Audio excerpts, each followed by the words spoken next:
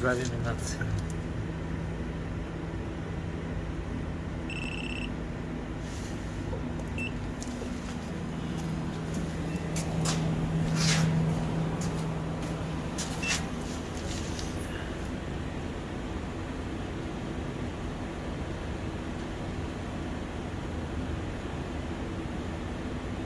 This one's universal, or it has to be specific tire pressure sensors that it can actually work with? This one, what I'm doing right now is I'm cloning it from Right. the original factory. Right. And when you clone it, you can only use the AUTEL sensors. Uh-huh.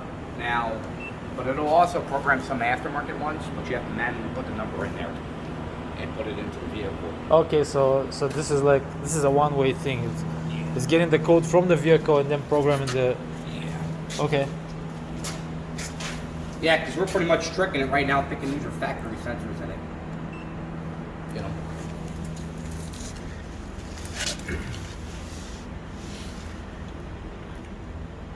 And how long do the batteries last in these?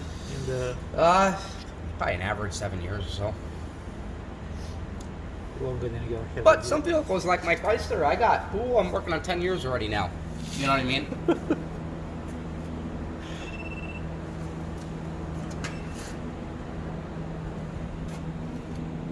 Okay, they're all in.